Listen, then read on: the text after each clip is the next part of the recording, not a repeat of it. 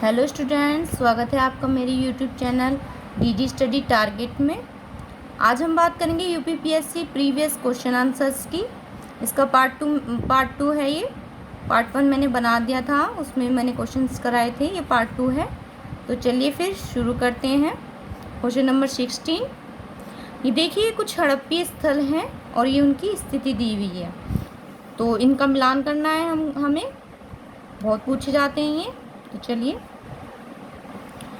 मांडा, दायमाबाद, कालीबंगा, राखीगढ़ी, इनको मिलान करना है। कहाँ पे स्थिति है इनकी, इसका आप देखते हैं। मांडा जो है हमारा, ये हमारे जम्मू कश्मीर में है, ठीक है। दायमाबाद हमारा महाराष्ट्र में आता है, ठीक है। कालीबंगा की स्थिति कहाँ है हमारी, राजस्थान में। और राखीगढ़ी जो है हरियाणा में है। तो इस तरह से इसका ये आंसर हो गया 3, 4, 1, 2, ठीक है, बिल्कुल ठीक है। ये जो कालीबंगा और राखीगढ़ी है, ये बहुत पूछे जाते हैं एग्जाम में, तो याद रखिएगा आप। अब देखिए, वैदिक नदियाँ, ये कुछ वैदिक नदियाँ दी गई हैं और ये उनके आधुनिक नाम दिए गए हैं। नाम पढ़ लेते हैं एक बार। कुंभा, परुषणी, सदानीरा और सतुद्री। तो उनको मिलान करते हैं। ये जो कुंभा नदी है, इसका जो अब नाम है वो काबुल है, काबुल कहा जाता है। परुषणी नदी को रावी कहा जाता है। वैदिक काल में से परुषणी कहा जाता था। सदानीरा को गंडक कहा जाता है। और सतुद्री नदी को सतलज कहा जाता है। कुंभा की कू से हम काबुल याद रख सकते हैं और सतुद्री के शय से हम सतलज याद कर सकते हैं। तो उसका आंसर हो जाएगा 2, 3, 1, 4, बिल्कुल सही है। आगे बढ़ते हैं। देखिए क्या लिखा है। वे प्रसिद्ध जैन आचार्य कौन थे जिनको अकबर ने बहुत सम्मानित किया था। तो ठीक है, ऑप्शन देखते हैं इसके। ऑप्शन फर्स्ट है इसका चंद्रप्रभा सूरी, बी है हरिविजय सूरी, सी है पुष्पदंत, डी है यशोभद्र। 4 ऑप्शन है इसके, तो उसका ऑप्शन जो है बी सही है, यानी कि हरिविजय सूरी। जो अकबर था उसके द्वारा क्या नाम है, प्रसिद्ध आचार्य हरिविजय सूरी को सम्मानित किया गया था और अकबर ने इन्हें जगत गुरु की उपाधि से भी सम्मानित किया था। तो 1 लाइन क्वेश्चन में पूछा जा सकता है कि जगत गुरु की उपाधि किसे दी गई थी, तो हरिविजय सूरी को दी गई थी। और किसके द्वारा दी गई थी, अकबर द्वारा दी गई थी, ठीक है। Question number 19। समाचार पत्र दिए गए हैं और ये उनकी लैंग्वेज है, भाषा है उनकी, इनका भी हमें मिलान करना है। तो ये जो राष्ट्रमत है, इसकी जो लैंग्वेज होगी वो मराठी होगी। सेकंड आंसर होगा इसका प्रजामित्र की जो है वो गुजराती है, गुजराती लैंग्वेज है इसकी। नायक जो है बंगाली लैंग्वेज से संबंधित है और भारत मित्र हिंदी से। तो उसका जो आंसर है, राइट आंसर, वो हो गया 2, 3, 4, 1, ठीक है। क्वेश्चन नेक्स्ट देखते हैं आप। निम्न में से किन आंदोलन ने महिलाओं को घर की 4 दीवारों से बाहर निकाला था। तो ऑप्शन देखते हैं इसके। स्वदेशी आंदोलन, होम रूल आंदोलन, असहयोग आंदोलन, सविनय अवज्ञा आंदोलन। देखते हैं इसके ऑप्शन हैं केवल 1 एवं 3, केवल 2 एवं 4, केवल 3 एवं 4 और 1, 2, 3 एवं 4। ऑप्शन नंबर डी सही है इसका, यानी कि 1, 2, 3, 4, यानी कि ये 4 ऑप्शन आएंगे इसमें। स्वदेशी आंदोलन, होम रूल आंदोलन, असहयोग आंदोलन, सविनय अवज्ञा आंदोलन। जो स्वदेशी आंदोलन था, जो हमारा स्वदेशी आंदोलन हुआ था, उसमें जो है जो महिलाएं थीं उन्होंने भी बढ़ चढ़ कर हिस्सा लिया था। तो उसके बाद से फिर वो बाहर निकलने लगी थी, तो फिर उन्होंने सभी जो आंदोलन हुए उनमें सबने भागीदारी की। तो इस तरह से, इसलिए ये सभी आंदोलनों में महिलाओं की भागीदारी थी और इसलिए ये 4 ऑप्शन सही होंगे। चलिए नेक्स्ट देखते हैं। ये देखिए, कुछ कांग्रेस अध्यक्ष हैं और इनके अधिवेशन स्थान है। आप सभी जानते होंगे कि कांग्रेस के जो वो थे अधिवेशन होते थे, स्थान पर जगह जगह स्थान होते थे और उनका कोई एक अध्यक्ष भी होता था। तो अध्यक्ष और स्थान पूछे लिए जाते हैं जो उनके अधिवेशन हुए थे, तो इनमें से कुछ हैं ये। आया हुआ क्वेश्चन है। Doctor M.A. अंसारी, और नाम पढ़ लेते हैं इनके, पुरुषोत्तम दास टंडन, सरोजनी नायडू और सुभाष चंद्र बोस। तो देखते हैं ये कहाँ कहाँ से संबंधित थे। तो ये जो डॉक्टर M.A. अंसारी थे ये मद्रास से संबंधित थे, ठीक है। पुरुषोत्तम दास टंडन हमारे नासिक से संबंधित थे, और सरोजनी नायडू कानपुर से संबंधित थी, और सुभाष चंद्र बोस हरिपुरा से। तो समझ में आ गया होगा आपको, मिलान करके देख लीजिएगा आप लोग। इसका आंसर है 3, 4, 2, 1।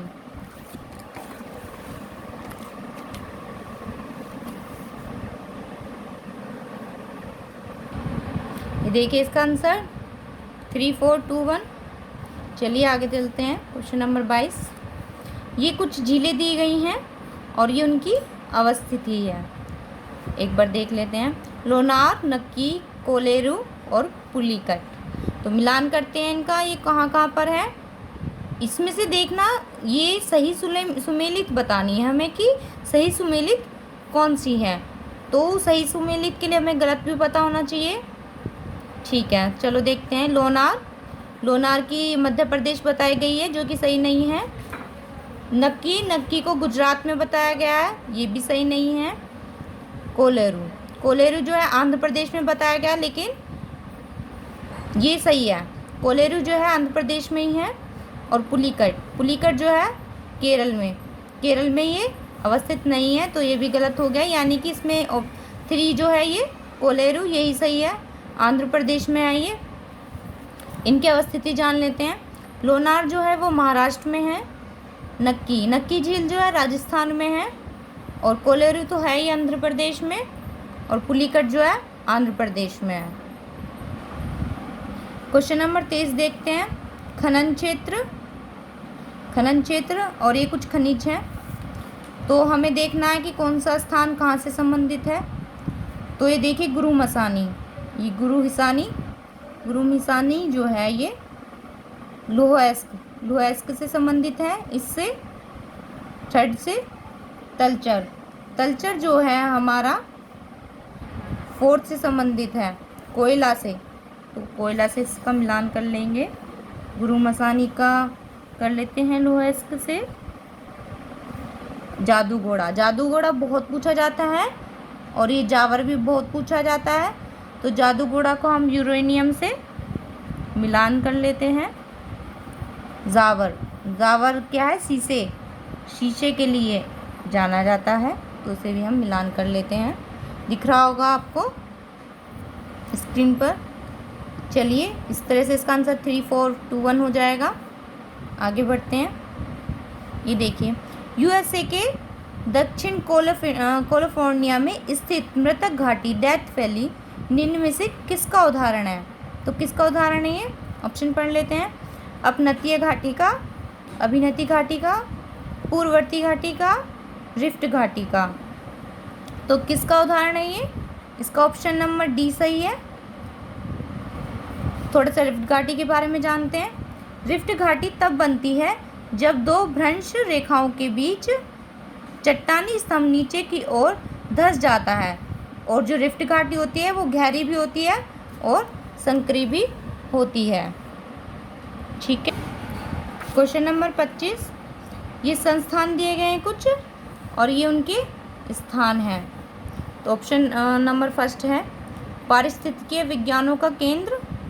कहाँ पर है ये, आप जानते होंगे कि विज्ञान के लिए जो ज़्यादातर पूछे जाते हैं, मतलब बेंगलुरु को ही माना जाता है सबसे आगे साइंस के उसमें, तो इसलिए उससे थोड़ी पहचान कर सकते हैं आप विज्ञान के उससे कि बेंगलुरु होगा इसका, ठीक है। अब चलते हैं। भारतीय वन्य प्राणी संस्थान, ये कहाँ पर है, ये देहरादून में है, देहरादून को माना जाता है, देहरादून में स्थित है ये। थर्ड चलते हैं। भारतीय वन प्रबंधन स्थान, देखिए नाम में कंफ्यूज मत होइएगा। वन्य प्राणी संस्थान देहरादून में है, और वन प्रबंधन संस्थान जो है हमारा भोपाल में है, ठीक है। तो उसे भोपाल से कनेक्ट कर देते हैं हम। आगे पढ़ते हैं। हिमालय पर्यावरण एवं विकास का गोविंद बल्लभ पंत संस्थान, ये कहाँ पर है? ये अल्मोड़ा में है। अल्मोड़ा से कर देते हैं इसे, ठीक है। तो इस तरह से इसका आंसर जो जाएगा वो 2, 3, 4, 1 हो जाएगा, ठीक है। क्वेश्चन नेक्स्ट देखते हैं। आज़ाद हिंद फौज के लिए किस सैनिक को 7 वर्ष का कारावास हुआ था? तो किसको हुआ था? ऑप्शन ए अरुणा असफ अली को, शाहनवाज को, राशिद अली को, रास बिहारी बोस को। क्या सही है इसमें? ऑप्शन बी सही है इसमें, शाहनवाज को हुआ था कारावास। जो शाहनवाज था उसके टाइम पे जब ये आज़ाद हिंद फौज थी तो शाहनवाज के नेतृत्व में जो उनकी बटालियन थी वो जर्मनी के साथ युद्ध के तौर पर थी, साथ में थी इसके। लेकिन अचानक अमेरिका ने नागासाकी और उस पर जर्मनी नहीं, जापान थी वो, नागासाकी और हिरोशिमा पर आक्रमण किया था, तो जिसके चलते इन लोगों को भी आत्मसमर्पण करना पड़ा था। तो तब उस टाइम पर इनको कारावास हुआ था, ठीक है। चलिए आगे बढ़ते हैं। Question number 27। 13वीं और 14वीं शताब्दियों में भारतीय कृषक जो है खेती नहीं करता था। किस चीज़ की खेती नहीं करता था? ऑप्शन ए है गेहूं की, बी है जौ की, चना की और डी मक्का की। तो किसकी खेती नहीं करता था वो? मक्का की खेती नहीं करता था, यानी कि 13वीं और 14वीं शताब्दियों में मक्का की बुआई नहीं होती थी। चलिए नेक्स्ट देखते हैं। 28 क्वेश्चन। निम्नलिखित में से कौन कीट नहीं है? ये बहुत बार क्वेश्चन पूछा गया है, तो ध्यान रखेंगे। वैसे तो देखने में हम सब सोचेंगे, अगर नॉर्मली देखा जाए तो कि ये सब कीड़े मकोड़े ही हैं, कीट में ही आते हैं, लेकिन देखते हैं क्या सही है इसमें। बी जो है वो कीट की श्रेणी में नहीं आता है, यानी कि मकड़ी, यानी कि खटमल, घरेलू मक्खी और मच्छर ये कीट की श्रेणी में आते हैं, लेकिन मकड़ी जो है वो कीट की श्रेणी में नहीं आता है। चलिए नेक्स्ट क्वेश्चन देखते हैं हम। यहाँ पर भी हमें मिलान करना है, तो ऑप्शन 1 देखते हैं। लखनऊ समझौता, गांधी इरविन समझौता, पूना समझौता, सविनय अवज्ञा आंदोलन की अंतिम रूप से वापसी। तो ये हमें इसकी कुछ डेट्स हैं जो पूछ ली जाती हैं, बहुत क्वेश्चन पूछे जाते हैं ये समझौते से रिलेटेड, आंदोलन से रिलेटेड। तो देख लेते हैं हम इसे एक बार। जो लखनऊ समझौता है वो कब हुआ था? 1916 में हुआ था। ये याद भी होगा मोस्टली सब बच्चों को, क्योंकि अक्सर पूछ लिया जाता है और अक्सर पढ़ा भी होता है हमने। तो 1916 में हुआ था। गांधी इरविन समझौता ये 5 मार्च 1931 ये इसकी डेट है, तो ये इसका सही आंसर होगा। पूना समझौता जो है 26 सितंबर 1932 से संबंधित है, याद रखेंगे ये डेट, अक्सर भूल जाते हैं इस वाली डेट को। सविनय अवज्ञा आंदोलन की अंतिम रूप से वापसी कब हुई थी? 1934 इसका सही आंसर है। तो इस तरह से ये इसके आंसर 2143 हो जाएगा। चलिए आगे बढ़ते हैं।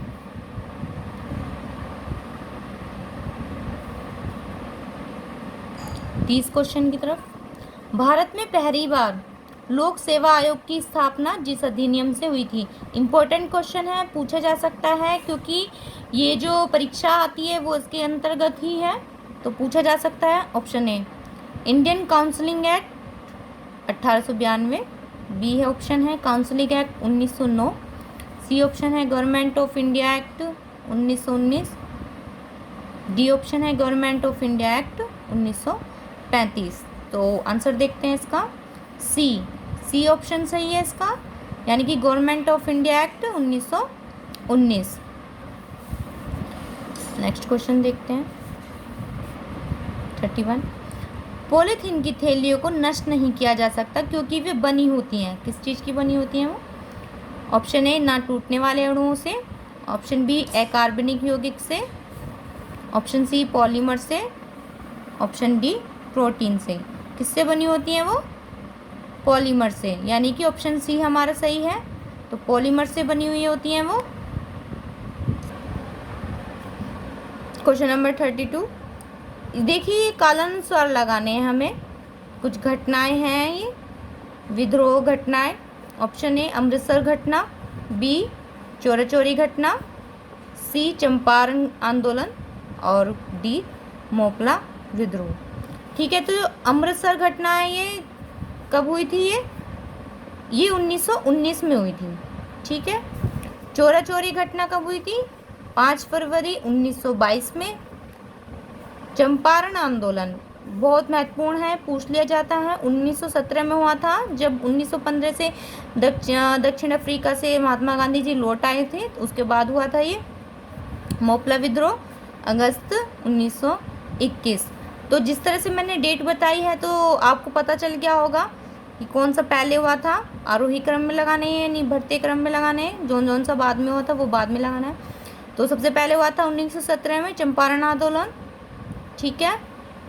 फिर ऑप्शन ए अमृतसर घटना 1919 में हुई थी। फिर मोपला विद्रोह अगस्त 1921 में हुआ था। बी चोरा चोरी घटना, जिसमें यह आता है 5 फरवरी 1922। तो इस तरह से हमारे C A D B option correct हो जाएगा। क्वेश्चन नंबर 33, निम्न में से भारत का कौन सा क्षेत्र मृदा अपरदन इरोजन से अत्यधिक प्रभावित है? तो कौन सा क्षेत्र प्रभावित है? मालवा का पठार, ऑप्शन ए। बी ऑप्शन उत्तर पश्चिमी तराई क्षेत्र, ऑप्शन सी आंध्र तटीय क्षेत्र, ऑप्शन डी चंबल घाटी। ठीक है, तो ऑप्शन डी सही है इसका, चंबल घाटी।